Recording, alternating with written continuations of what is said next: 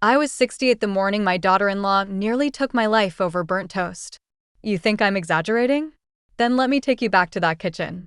My name is Eleanor Breyer. I've cooked meals for men who never thanked me, raised a son who forgot I existed the moment he married, and stayed silent for years as my body collected bruises like memories. But nothing prepared me for the moment Clara, my daughter-in-law, lifted that frying pan like she was about to scramble my skull. It started with a small insult, as it always did. She said I was useless. Said I ruined the eggs. But there was something in her tone that morning, darker, meaner, more final. I turned around and barely dodged as the cast iron pan whooshed past my temple. It slammed into the cupboard behind me with a thud that shook the crockery. Before I could even scream, she came at me again, and this time, it hit. My cheekbone cracked like dry wood under her swing. I fell. She didn't stop. She straddled me and hissed that I deserved to be put down like an old dog. I think I blacked out. When I came to, my face was wet. Not with tears, but with yolk from the smashed eggs and blood from the corner of my mouth.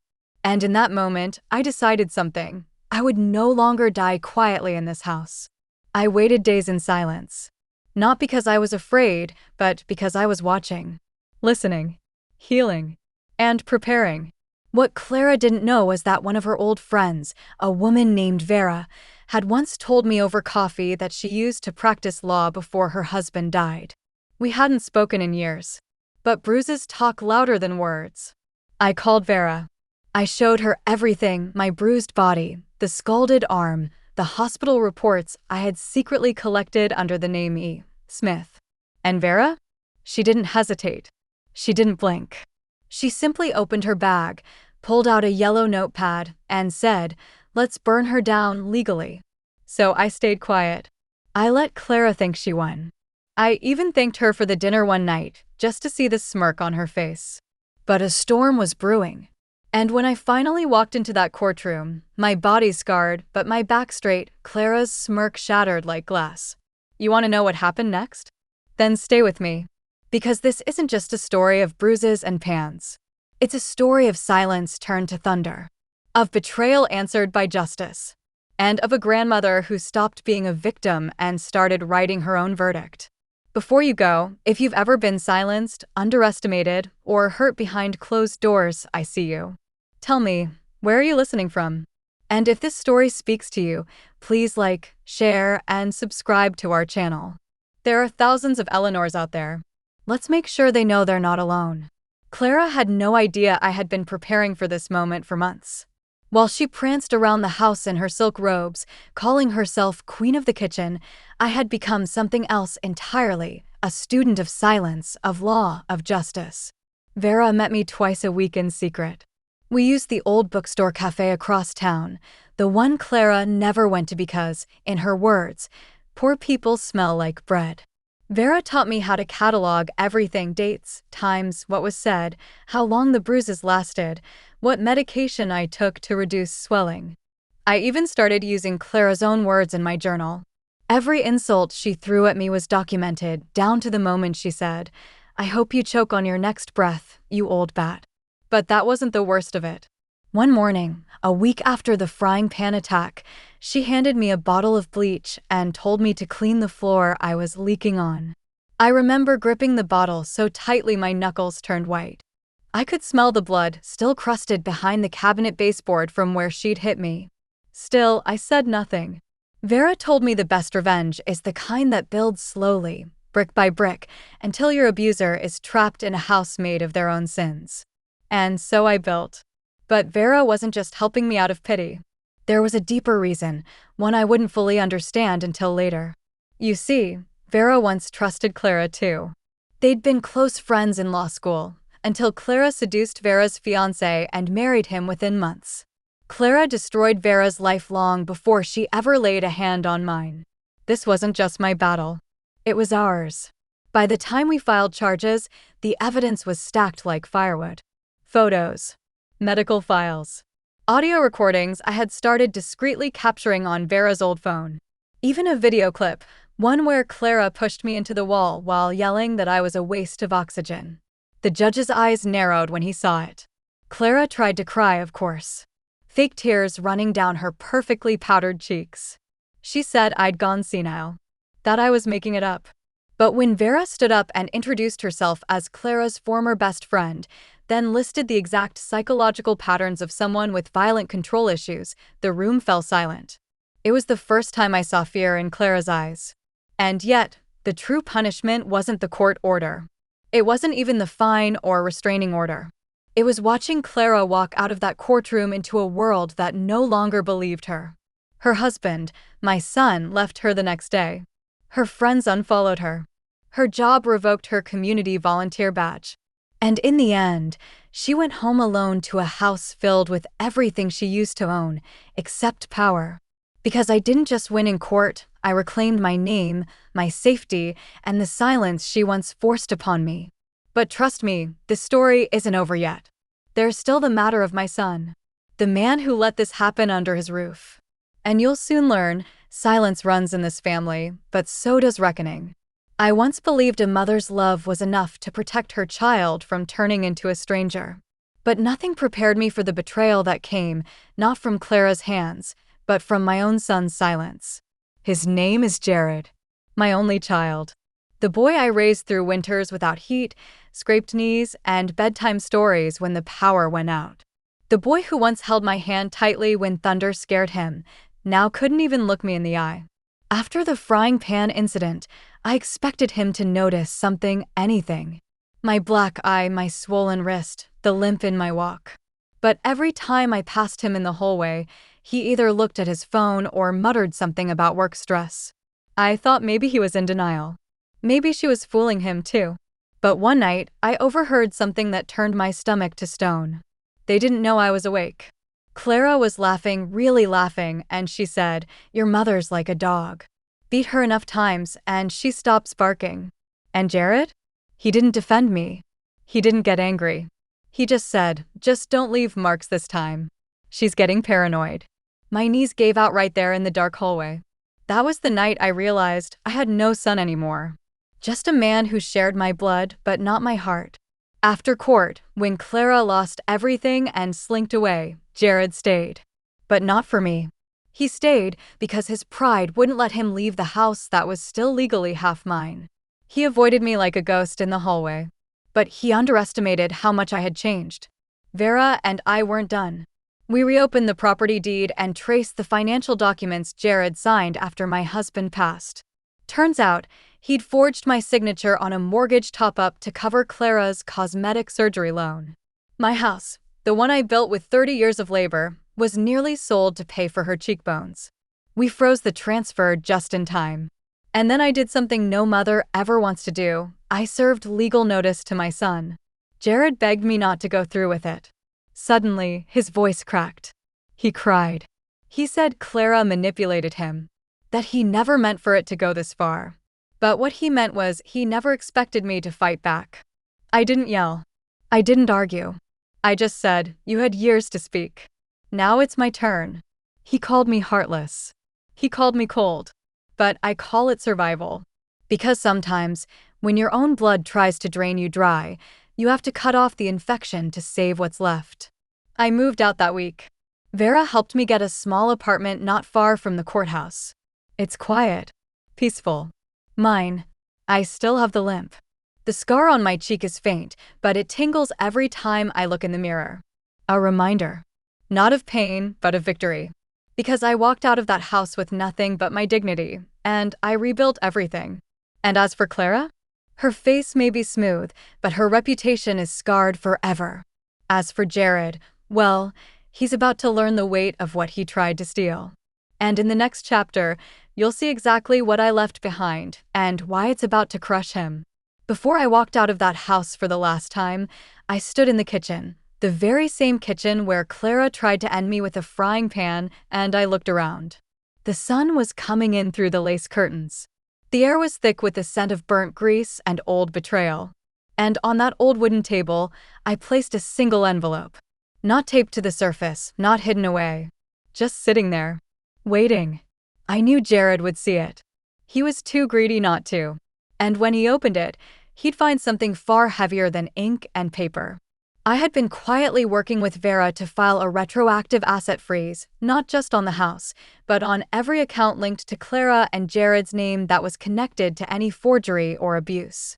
What Jared didn't know is that I had full rights to that house as the original owner, and that half the accounts were in my husband's name, with me as co-signer. Clara's cosmetic bills, the home renovations I never approved, the travel expenses they took under family care, I had compiled every one. And now, thanks to Vera, all those accounts were frozen. The letter was simple. I told him I forgave him for being weak, but I wouldn't forget that weakness nearly cost me my life.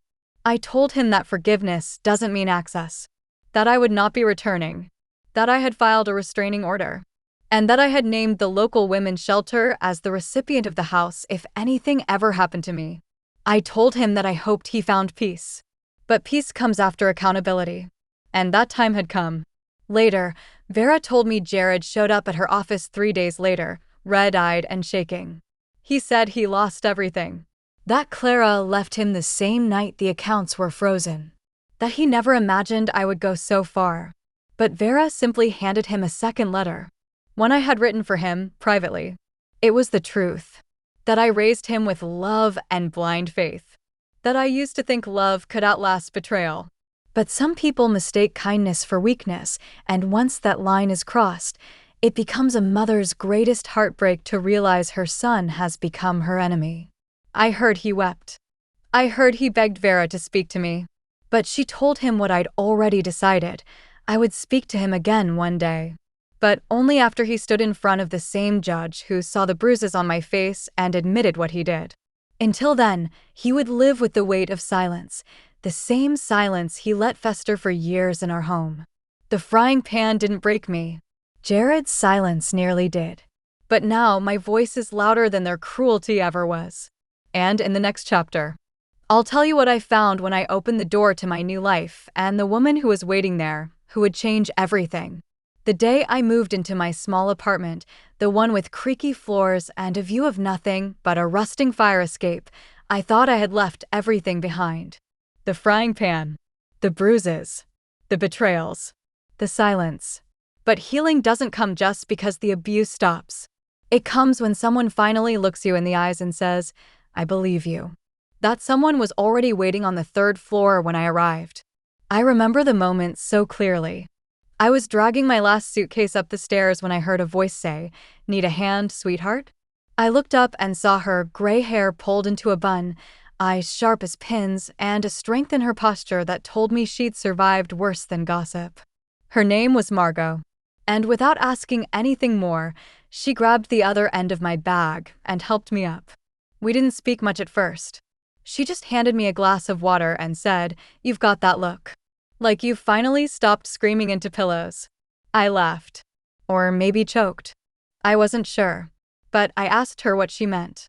And that's when she told me her story, one so similar to mine, it felt like hearing my own voice played back from the past. Her son's wife had pushed her down a flight of stairs 5 years ago. Claimed it was dizziness. Said she fell.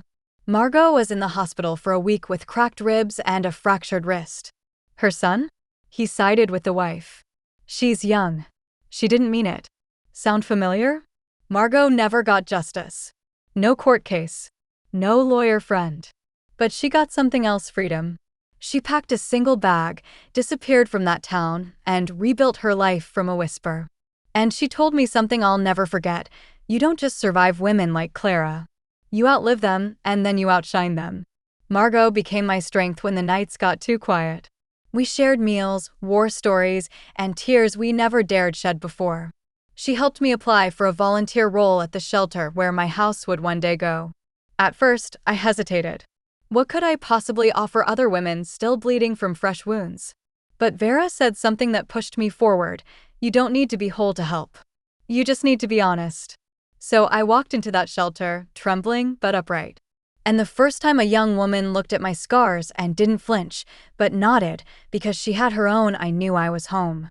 I began speaking to small groups, then larger ones. My story wasn't just mine anymore. It was a torch I passed to anyone trapped in the dark. And Clara? Jared? Their lives unraveled slowly, as lies often do. Clara was caught in a scam of her own making, using forged recommendations to get hired at a school. Fired within weeks. Jared tried to reach out again, this time with apologies typed in cold, lifeless emails. But I had no space left for half-hearts. I didn't need revenge anymore. I had something better. I had a voice, a new family, and a purpose. In the next chapter, I'll tell you how my voice reached someone I never expected, and how that person, broken and angry, came knocking not for forgiveness, but for truth. It was a rainy Thursday morning when I heard the knock. Slow, hesitant. 3 soft taps, almost unsure if they wanted to be heard. I was sipping tea with Margot, the steam rising like little ghosts between us, when she paused mid-sentence and looked at me. "That's not the postman," she whispered.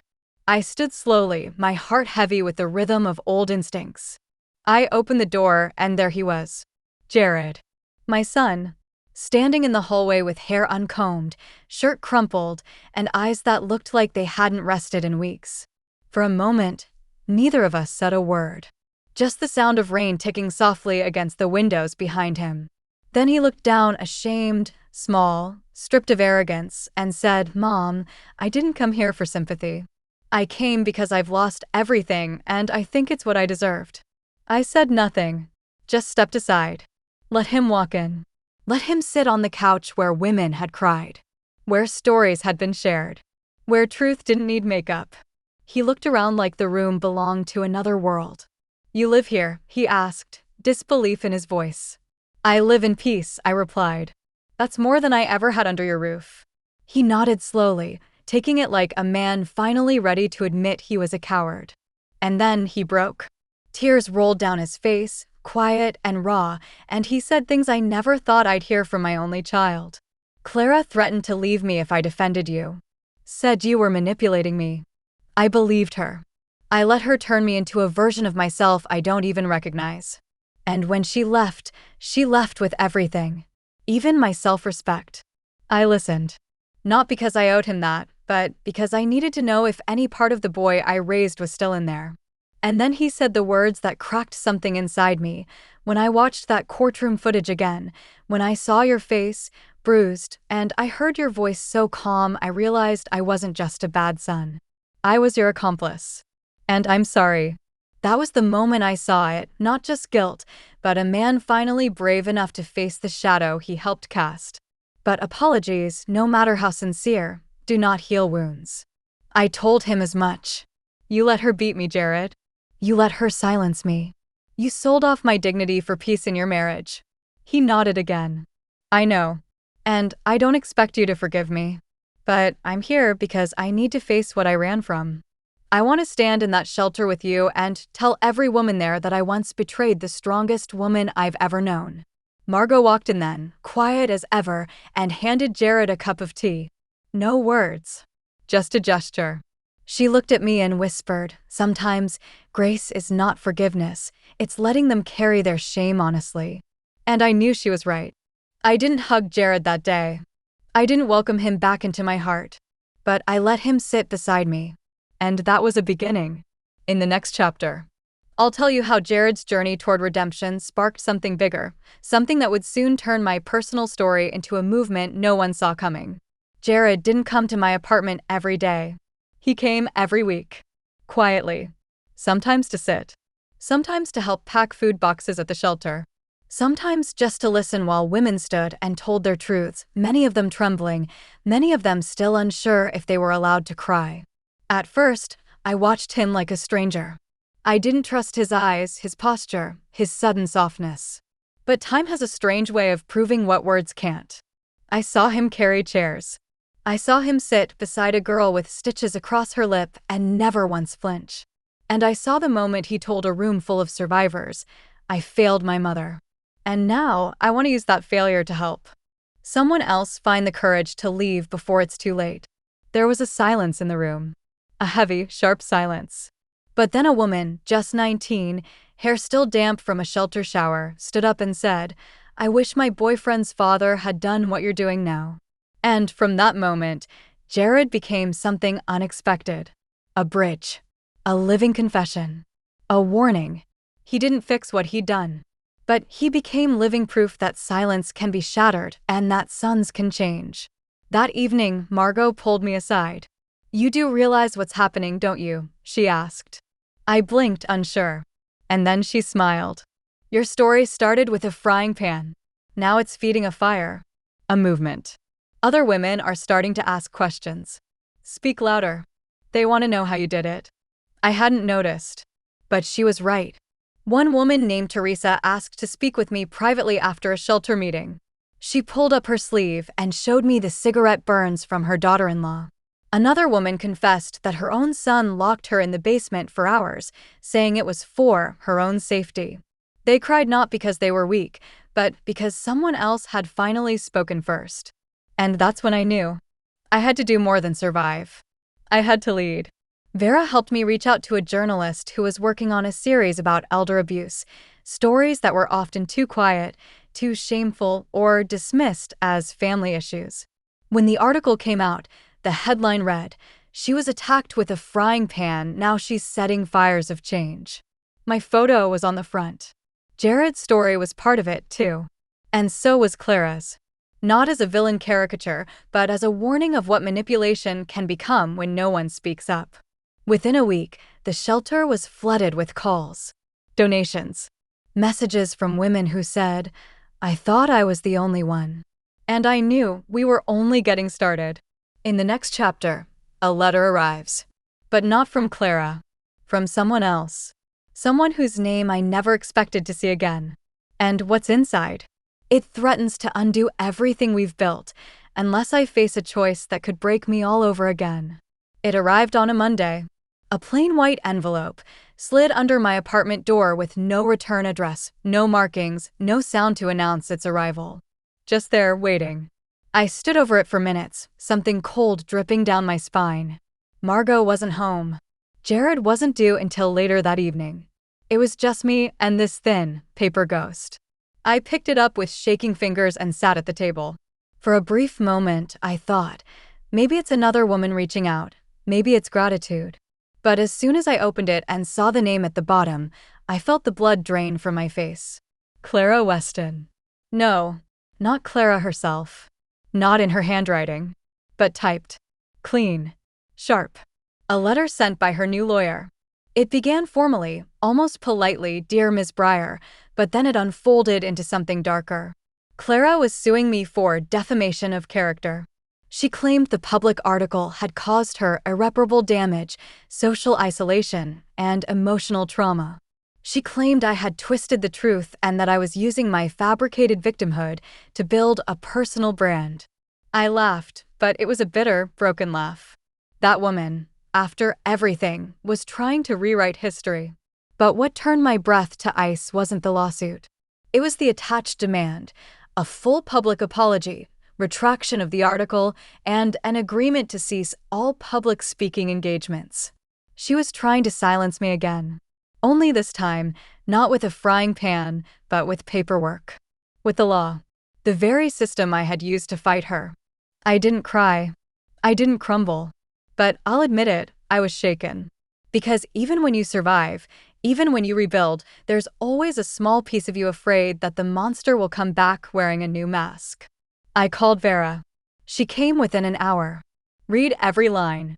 Took one breath and said, "This is hollow. A scare tactic. But we won't ignore it, we'll answer it." She helped me draft a response. A sharp, legal refusal.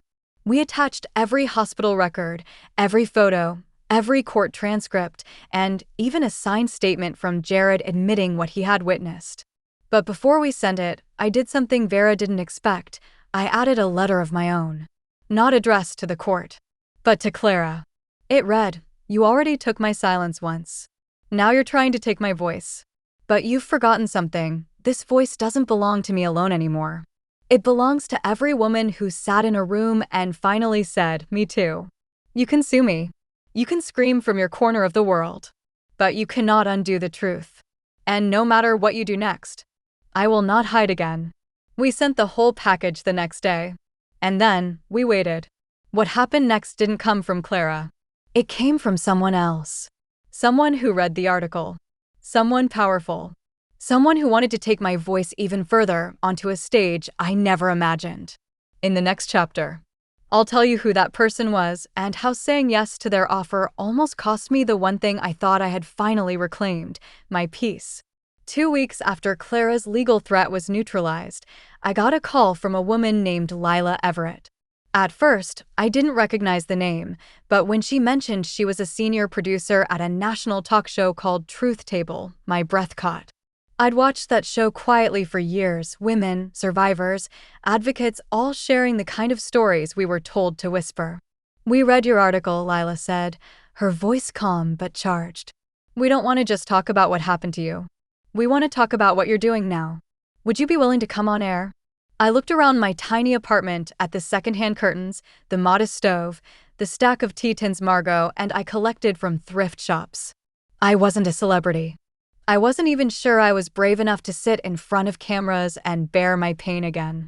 But I said yes. Not because I wanted fame, but because Clara's silence order still lingered in the air like smoke. And I wanted the whole country to see it get blown away. The day of the interview, I wore a simple navy blue dress. Vera came with me. So did Jared. He insisted on sitting in the front row. Margot watched from home, her arms folded, her eyes misty. When the lights went up and the host asked, "Eleanor, what made you finally speak after all those years of silence?" I didn't hesitate. I said, because one day I realized if I died quietly in that kitchen, the only person who'd ever know what really happened was her. And I refused to let my truth die in someone else's lie. The audience gasped softly. And for the next hour, I told them everything: the eggs, the frying pan, the silence of my son, the courtroom, the shelter, the women, the pain, and the rebuilding. The response was thunderous. Letters poured in. Emails. Donations to the shelter quadrupled. And then an invitation from a national nonprofit called Daughters of Dignity. They wanted me to be the keynote speaker at their yearly summit. "We've never had a senior survivor speak before," they said. "You'd be the first to tell this story from the mother-in-law's perspective. The forgotten woman." And that's when the weight returned. You see, I'd finally found peace in my tiny apartment. In the quiet evenings with Margot. In the gentle way Jared was rebuilding his humanity. But now the world was listening and wanting more. And I started to feel like a symbol. Not a person. They didn't want my bruises. They wanted my banner. Vera noticed.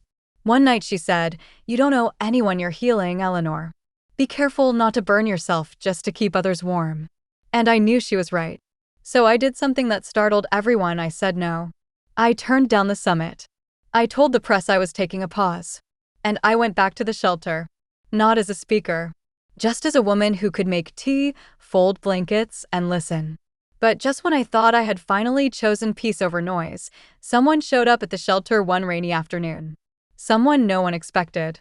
Someone I had once prayed to forget. Clara's mother. And she didn't come to defend her daughter.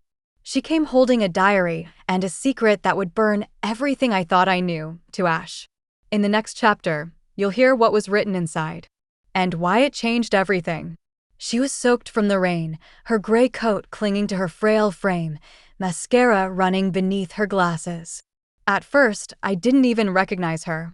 She stood at the shelter's doorway, wringing her hands around a wrapped bundle that looked like a book. Are you Eleanor Briar?" she asked, her voice trembling. I nodded cautiously. "I'm Meredith Weston," she said, and the name landed like thunder in my chest. Clara's mother. The woman I assumed had vanished long ago, just like any shred of conscience Clara ever had. "Please," she whispered. "I'm not here to defend her. I'm here because I think I failed her too. And I can't let this end without you knowing everything." I didn't invite her inside right away. We sat under the shelter's back awning, the rain just a soft patter now, and she placed the bundle in my lap. "She started writing this when she was 17, Meredith said. "I found it after her arrest. I couldn't bring myself to read it all until last week.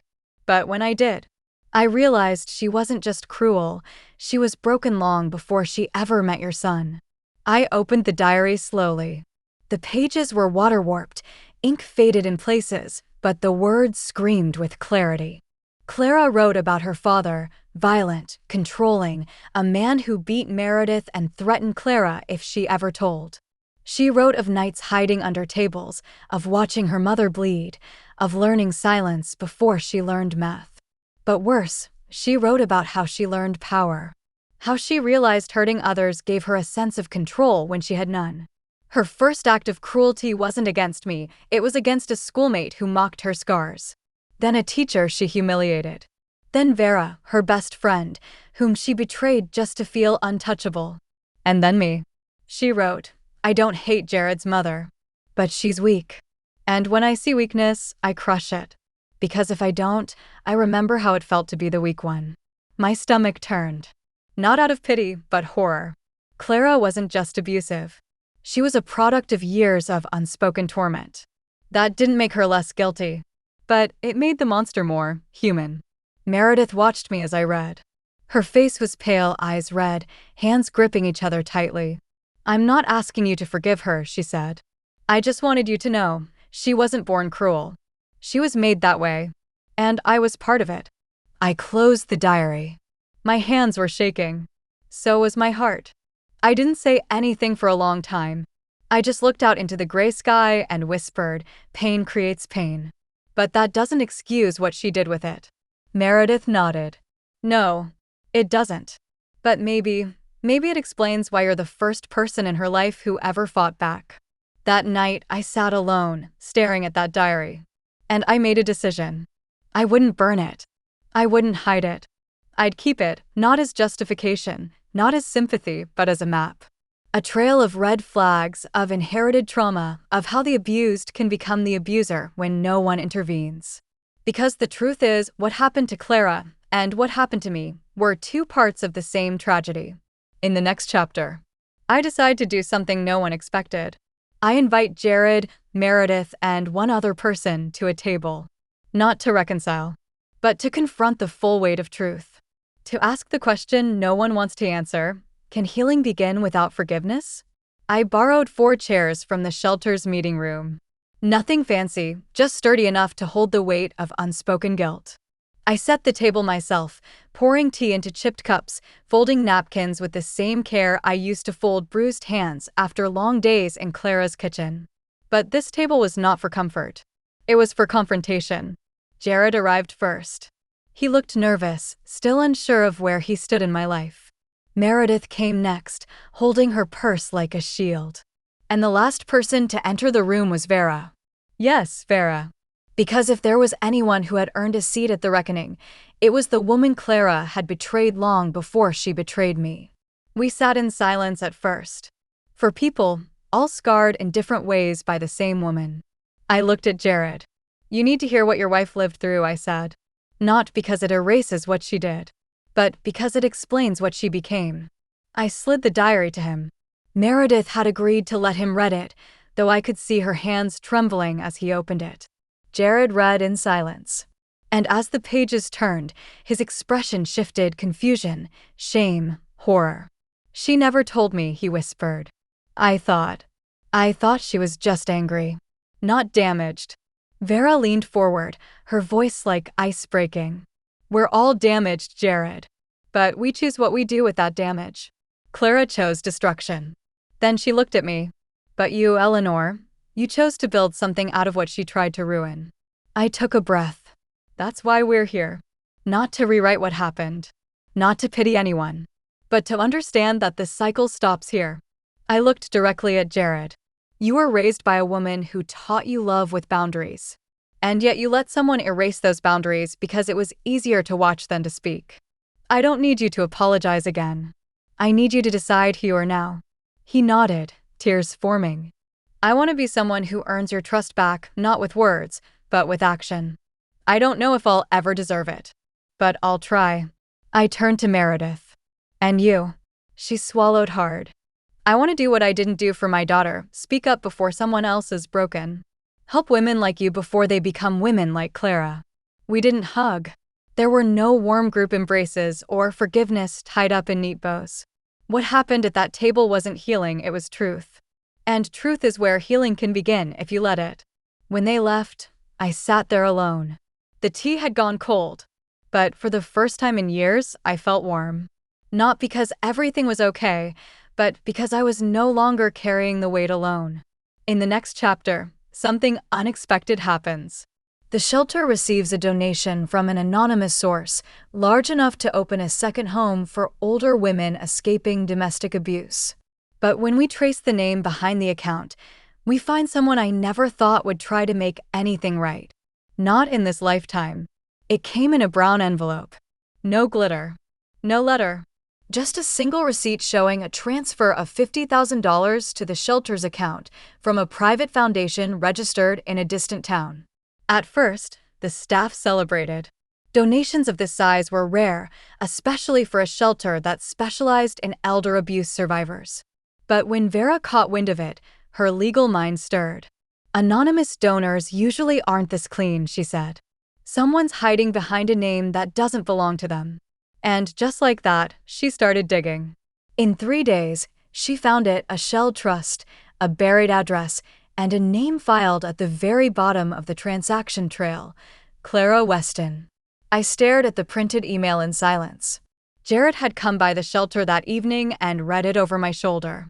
"It has to be a mistake," he said. "She doesn't have that kind of money anymore." But Vera's tone cut through. "She doesn't need to have it. She could have taken a loan. Or had someone else front it. This isn't a gift, it's an act of erasure. Her way of rewriting the ending." I didn't know how to feel. Clara, the same woman who cracked my cheekbone with a frying pan, who sued me for defamation, who left me bleeding while she applied lipstick, had sent money. Not flowers. Not letters. Money. Was it an apology? A bribe? Or was it simply guilt dressed as generosity? I stared at the shelter's walls, photos of women who had walked in shaking and walked out standing tall. This money could help so many. Beds, meals, security. It could save lives. But the irony stung. That night, I sat alone on my balcony, holding the receipt like it was radioactive. Could I accept something that came from her? Could good still come from evil? I called Margot. She listened without judgment. Then said softly, "The devil builds churches, Eleanor. What matters is who worships inside them." I knew what I had to do. The next morning, I walked into the shelter's board meeting. "We'll keep the money," I said. But not quietly. The new wing? It will be named after the women who fought back. Not the one who caused the fight. We chose a name together: the Courage House.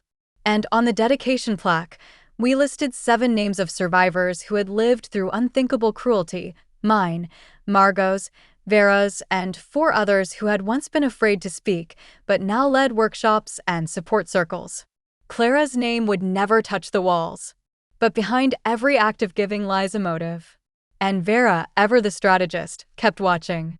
She discovered Clara had fled the state weeks ago, right after her last employer filed fraud charges against her for falsifying documents. And now she was being investigated for financial misconduct tied to 2 other donations in different cities. "She's trying to clean her conscience," Vera said. "But paper can't clean what's soaked in blood." I nodded. I no longer needed revenge. But I wouldn't let her rewrite the story. In the next chapter, someone unexpected walks through the shelter doors. A young woman. Angry, volatile, guarded. She's Clara's niece. And she carries with her a secret Clara never wanted anyone to know, one that turns everything on its head and forces me to decide whether to protect the truth or burn it down with her. She couldn't have been older than 21. Leather jacket, split lip, fists clenched so tight her knuckles looked like polished bone. She walked into the shelter like a wildfire without direction, heat without purpose. I was refilling tea when I saw her. She didn't ask for help. Didn't say her name. Just muttered, "I need a place to sleep. And I'm not talking to anyone about it." The intake staff glanced at me nervously. I nodded. "Give her space. Let her come to us." That night, she sat alone in the dining room, picking at her food like it had betrayed her. But it was when she caught my eye, really caught it, that I felt something jolt through me. Her stare was sharp, hollow, and familiar. I'd seen that look before. In a mirror. After a slap. In Clara. I approached gently, introduced myself, offered her tea. "No offense, lady," she said, "but you don't want to get near me." My aunt's Clara Weston. Pretty sure that makes me poison in here. The cup trembled in my hand. Clara is your aunt? I asked slowly. Half-aunt. Barely saw her growing up, but she started calling last year. Said she wanted to help me get straight. Sent money. Told me how to deal with people who stepped on me. Her voice dropped to a bitter whisper. She said weakness gets you hurt. That power is the only language people respect. I sat down. And what did you believe? She looked up at me, and her voice cracked. I believed her. Until I put my boyfriend in the hospital last month. And when I told Clara what happened, she told me to run. To keep going. That no one would protect a girl like me anyway. She reached into her pocket and pulled out a folded page. She sent this. Said if anyone ever came after me legally, I should use this as leverage. I took the paper and unfolded it, shaking. What I saw made my mouth go dry. It was a photocopy of a page from Clara's original diary. A page not in the version Meredith had given me. This one was worse. Clara confessed to falsifying evidence in her own court case, fabricating injuries, manipulating dates, even convincing a former neighbor to testify against me by threatening to expose his secrets. It wasn't just abuse. It was premeditated sabotage. Lies wrapped around real wounds to protect her image. And now she'd handed that confession to a lost girl, her niece, as a weapon. Not out of love, but out of selfish preservation. Why are you showing me this? I asked. The girl, her name was Tessa, looked away. Because I think I'm turning into her. And I don't want to. I didn't mean to hurt him. I don't know who I am anymore. I reached for her hand. She flinched, then let me hold it. You're not her. Not yet. But if you want to be someone else, someone stronger, better, you're going to have to let go of everything she gave you, including the pain. Tessa sobbed. The hard shell crumbled. She didn't want to be saved. She wanted to be forgiven. But she didn't know how to ask. That night, I gave the page to Vera. Her jaw clenched as she read it. This changes everything. We could file charges. Publicly destroy her credibility. But I said no. We don't use this to hurt her. We use it to save the next girl she tries to poison. Tessa is our proof that abuse echoes. But so does healing. In the next chapter, we confront the hardest part of rebuilding, trust. Tessa's presence at the shelter stirs up fear, anger, and doubt among other survivors. Some want her gone. Some fear she's a spy.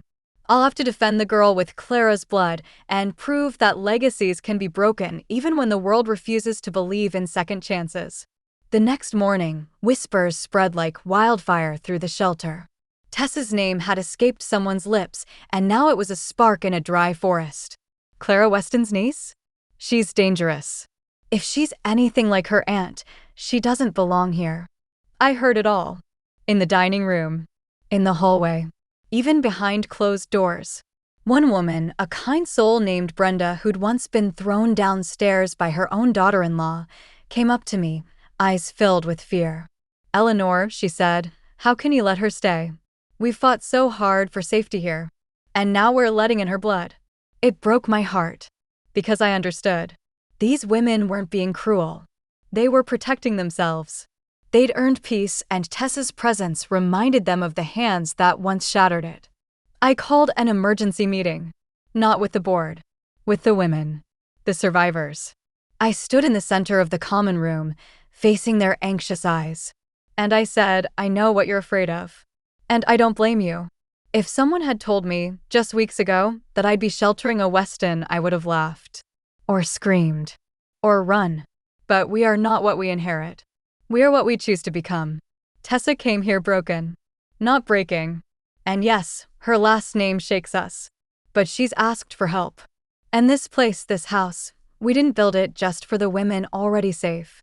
We built it for the ones who still believe they don't deserve it. The room was silent. Some faces softened. Some stayed stone cold. But no one walked out. Tessa, to her credit, didn't hide. She stood up later that evening quietly and told her story. Not just about Clara, but about her own pain. I've never hit anyone who didn't first try to control me, she said. But I don't want to be that girl anymore. I don't want to use fear the way Clara taught me to. A few women nodded. One offered her a seat. The healing had begun, slow and fragile. But not everyone came around. That night, someone slipped a note under my door. It read, "If she stays, I leave." No name, just fear. And once again, I was reminded healing doesn't happen in a straight line. Especially not when trust has been broken by generations. Vera suggested moving Tessa to a different facility. One where no one knew her past. Let her start fresh, she said. But Tessa refused. I don't want to run anymore. I want to earn my place here. And that changed everything. Because there's power in staying. In facing what others think you are and proving them wrong every single day. I sat with her that night. You may never outrun her shadow, I said. But you don't have to. You can build your own light. In the next chapter, Tessa gets a visitor. A man claiming to be from a nonprofit offering scholarships to troubled youth. But Vera senses something off, and what we uncover next connects directly back to Clara and a sick plan she'd started before her trial ever began. A plan that might still be unfolding. He walked in with polished shoes, a clean blazer, and a smile that made my skin crawl. The kind of smile that's been rehearsed in mirrors. I'm Daniel Gray, he said, shaking hands with the shelter's receptionist. I represent a program for young women seeking to rebuild their lives. We offer educational funding, private housing, even job placement. We heard about Tessa Weston through a referral. Is she available? The word referral struck me hard. No one outside the shelter knew Tessa was here, unless someone had deliberately shared that information. I stepped forward. You heard about her from where exactly? I asked. He paused, just for a fraction of a second, then said, her aunt. Clara Weston. The entire room seemed to freeze. I felt my throat tighten. Vera, who had been in the office reviewing outreach grants, appeared beside me so fast it was as if she'd been summoned. Interesting, she said calmly. Because last we checked, Clara is under investigation and hasn't legally contacted her niece since the protective order was filed. So you'll forgive us if we ask you to wait right here while we verify your story. Daniel's smile faded. There's no need for hostility, he replied. We're just offering help. That's the thing about help, Vera snapped. It doesn't come dressed in secrets. She turned to the staff. Take him to the conference room. Now. We didn't let Tessa near him. Not yet. Vera and I dug into his so-called organization. A few quick calls and we uncovered the truth. It wasn't a nonprofit. It was a privately owned placement agency, one that Clara had secretly funneled money into over the past 2 years. On paper, it offered housing. In reality, it was a controlling halfway home, a place where vulnerable women were sent, isolated, and kept on tight behavioral contracts that forbade communication with family or legal counsel. Tessa would have disappeared into it like smoke. When we confronted Daniel, he didn't deny it. She wanted her niece kept quiet, he said flatly. Tessa has documents, diaries, testimony. Clara's convinced she's a ticking bomb. She just wanted her managed. My blood boiled. Even now, even after the lawsuit, the courtroom, the collapse, Clara was still trying to puppet people from the shadows. I turned to him, fire in my voice. Tell her this. The girl she tried to mold is learning to breathe on her own. And we don't cage survivors here. We arm them. Daniel left without another word, but Vera wasn't done. She used his visit to reopen Clara's case with new evidence of coercion and attempted witness manipulation. Within days, a new warrant was issued. Clara Weston was officially being hunted. As for Tessa, she cried when we told her. She always said I was hers, she whispered. That no one else would take me in. I took her hand and said, you were never hers. You were never a weapon. You were a girl, hurting, scared, and lied to. But now? Now you're becoming something she can't touch. In the next chapter, Clara's arrest makes headlines. Reporters come knocking. Cameras follow me. Everyone wants a final word from the woman she tried to destroy. But I don't give them what they want. Instead, I do something else, something quiet, personal, and powerful. I visit a place I swore I'd never return to. The house where it all began. And what I find there, hidden in the attic, behind the insulation, changes how my story truly ends. I hadn't returned since the day I left, since I walked out with bruises on my face and a fire in my spine. The house on Norwich Street still stood like a memory you don't want but can't erase. Empty now, tied up in frozen assets, legally under review. But Vera pulled strings. Got me one afternoon inside. Alone. Just me and the ghosts. I stepped over the threshold with keys that used to feel like safety and now felt like shame. The living room was smaller than I remembered. The walls, stripped of their frames and polish, exposed bare nail holes like scars no one ever patched. The kitchen, oh, the kitchen. That pan was gone, but I still heard the echo of it slamming against the cupboard. I stood where I had bled. I placed my hand on the counter where Clara once pressed my face down and called me a burden. And I breathed. I breathed not because I was healed, but because I could finally stand in this room without flinching. Then I climbed the stairs. The hallway was coated in dust and silence. Jared's childhood door creaked open like it still remembered me. But it was the attic that called me. I don't know why, just instinct. The old pull-string light flickered as I climbed into the space where I once stored baby clothes and forgotten dreams. It was stuffy, neglected. But something felt wrong. One corner of the insulation, near the beams, looked disturbed. As if someone had pulled it back, then shoved it shut again. I knelt down and reached inside. My fingers brushed against something solid. Cold. I pulled it out. A locked metal box. Small, rusted, but heavy. And taped across the top, faded but legible, were the words, "For Clara only. Destroy if found." My heart thudded. I brought the box to the shelter, and Vera opened it with a flathead screwdriver and her courtroom patience. Inside were two items, a thumb drive and a handwritten note. Vera read the note aloud. It was in Clara's handwriting. If you're reading this, I've either gone too far or someone has dug too deep. This drive contains everything I never intended to admit. I never trusted anyone, not my husband, not my friends, not even Jared. But if this ever sees the light, I'm finished. Use it only if you need leverage. And if you're my niece, don't trust anyone. Not even me. We plugged the drive in. It was encrypted, but Vera cracked it. What we found made the previous evidence look like a shadow. Dozens of recordings. Voice memos. Clara documenting her own strategies, how she manipulated neighbors, falsified injury photos, and coerced Jared into choosing her over me. She even admitted to paying someone to follow Vera during her early court career, hoping to find dirt to bury her reputation.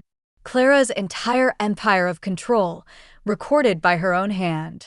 I sat back in my chair, the weight of it all pressing against me. This was it. The nail in the coffin. Clara's final confession, hidden from everyone, including herself. We had enough to end her public image permanently. Enough to secure every survivor she might have harmed again. Enough to bury her in her own web of cruelty. But I didn't feel triumph. I felt hollow.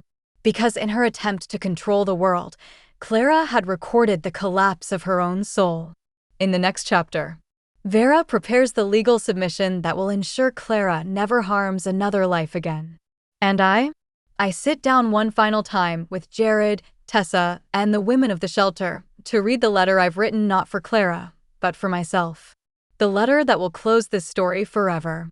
The shelter's main room was quiet that evening. No television, no music, no side conversations. Just the hum of ceiling fans and the breath of women who had come to listen, not because they were curious, but because they knew what it meant to sit in silence with someone else's pain. Jared was there. So was Tessa, sitting near the back with her arms folded, eyes steady. Margot and Vera flanked me like memory and armor. I held the letter in my hands, written in my neatest script on the same stationery I once used to write thank you notes for birthday gifts no one remembered. I didn't write this for sympathy, I began, my voice low. I didn't write it for Clara. And I certainly didn't write it for the news headlines that keep calling me the woman who rose from a frying pan. I wrote it for the version of me who used to stand in this very city and believe she was invisible. I unfolded the letter and read, "To the woman I used to be, I'm sorry. I'm sorry for the nights you curled up in bed with your back bleeding and your heart screaming and told yourself it was normal. I'm sorry for every time you said, it's okay, when it absolutely wasn't. I'm sorry for letting them steal your voice, your sleep, your bones. I'm sorry for feeding everyone else while you starved for kindness. But I'm not sorry for what you became. You became fire. Not because you wanted to, but because no one ever taught you were allowed to burn when cold hands tried to smother you. You didn't just survive Clara. You survived silence. And silence is the cruelest liar of them all. You walked out with nothing and rebuilt your life out of broken pieces. You faced your son. You faced your past. And still, you got up. Still, you offered tea. Still, you chose shelter over vengeance. You will never get the years back. You will never be the same. But what you are now, what you've become, is something Clara never expected. Free. When I looked up, the room was still. Tessa was crying, not for Clara, but for herself. For the parts of her story that hadn't yet found a voice. Jared wiped his eyes, shoulders shaking in a way I hadn't seen since he was a boy afraid of thunderstorms. And Margot? She reached over and took my hand, whispering, "That letter wasn't just for you. It was for all of us." Vera stood next. She said the recordings from Clara's hidden drive would be submitted the next day. The final nail. Clara's image, her silence, her threats, they would be stripped away like wallpaper in a crumbling house. But that wasn't the victory I held onto. The victory was this: I no longer needed to prove I had been hurt. I no longer needed to scream to be heard. Because I had written my story in a place no one could erase, inside the women around me. Inside the girl named Tessa who finally believed she wasn't born to repeat the past. And most of all, inside myself. In the next chapter, Clara is found, cornered by everything she tried to bury. But what happens in that courtroom is not the ending anyone expects. Because power doesn't always look like punishment. Sometimes, it looks like a choice only a survivor can make. The courtroom wasn't full of gasps or flashing cameras like the media hoped. It was colder than I remembered, sterile, quiet, almost bored. But that's the thing about real justice. It doesn't always arrive with noise. Sometimes, it walks in wearing cuffs, looking older, smaller, and more desperate than you remembered. Clara Weston sat at the defense table with sunken eyes and a lawyer who wouldn't meet her gaze. Gone was the woman who once called me a parasite in my own home. Gone was the silk, the lipstick, the cruelty disguised as poise. She looked human, but not helpless. I knew better now. The court read the charges: witness tampering, falsification of evidence, perjury, and obstruction of justice. Vera had submitted everything, every recording, every forged document, every whispered confession Clara had left behind like breadcrumbs. But before the judge could move to sentencing, the clerk stood and said, "Your Honor, the victim has requested to read a final statement." I rose.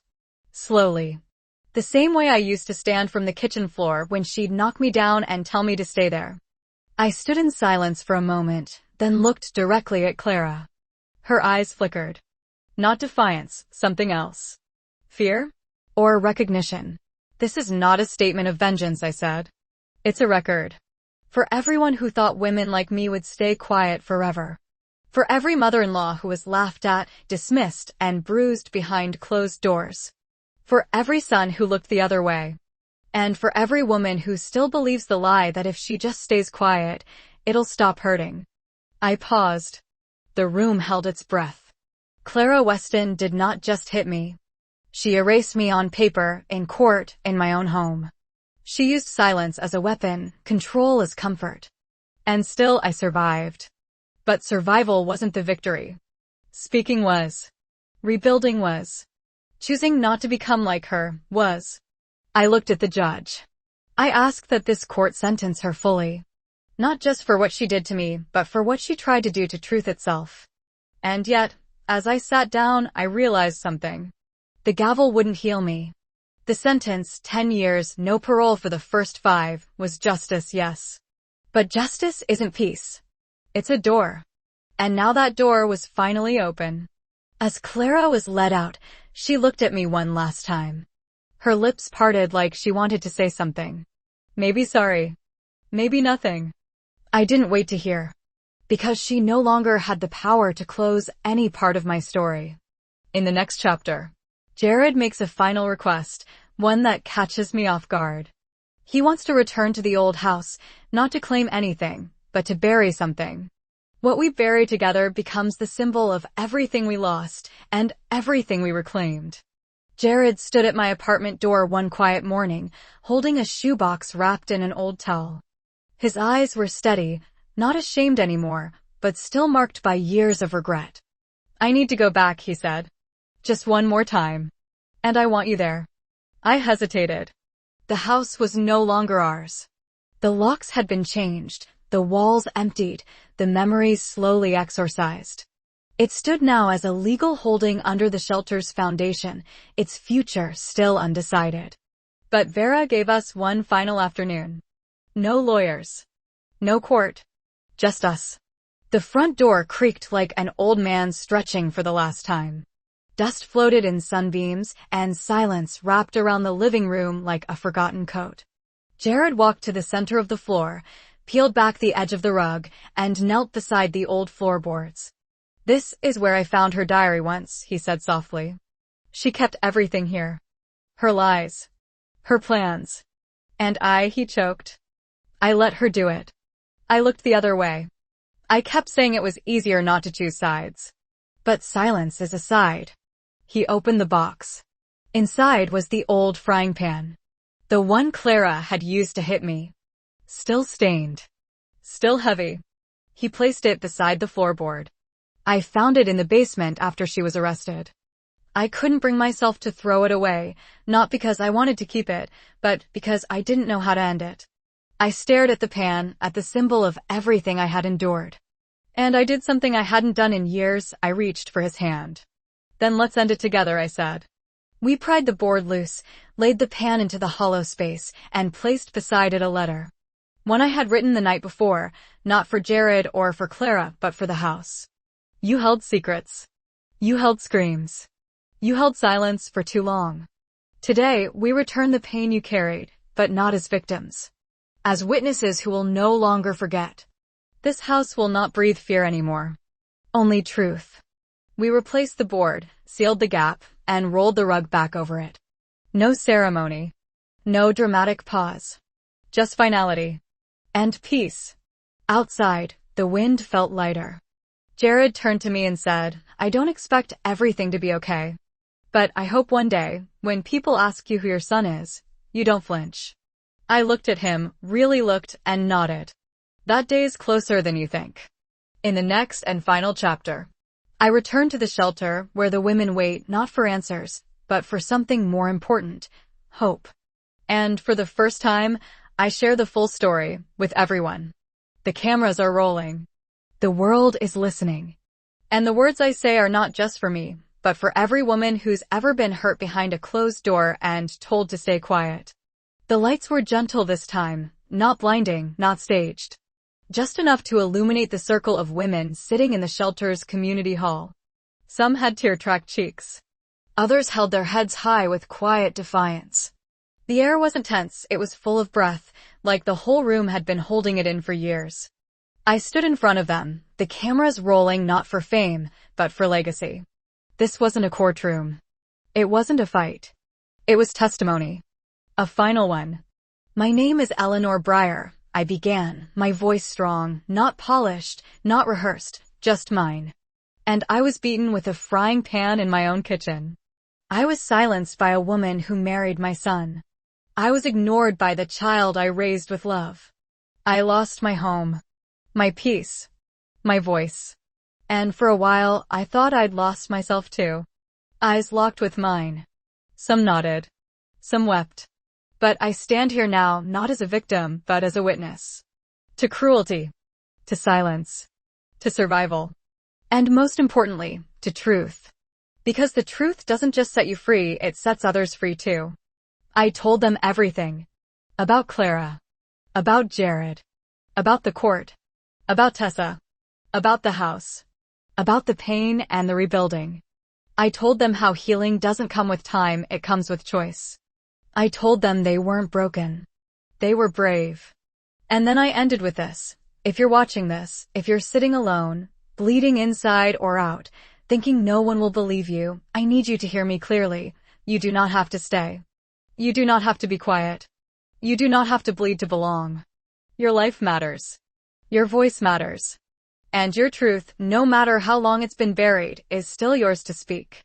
The room stood, one by one, like a wave. And we stood together, not as victims of a cruel woman, not as women over 60 with bruises the world ignored, but as survivors, warriors, sisters. Later, when the cameras stopped and the press stepped back, I went to the quiet garden behind the shelter and sat alone under the old maple tree. Tessa found me there. She handed me a small gift, a keychain that read, "She who was once caged, now builds shelters." I smiled. This wasn't the end. It was the beginning of 100 voices rising, of sons learning, of abusers falling, of homes healing. Before we close this story, if you're listening, I want to ask you, where are you from? What silence did you survive? And more importantly, who will you help speak next? If this story found a piece of your truth, like, share, and subscribe to this channel. Let's keep the voices rising. Let's keep the light on. Because out there, another Eleanor is waiting for the day she stops whispering and begins roaring.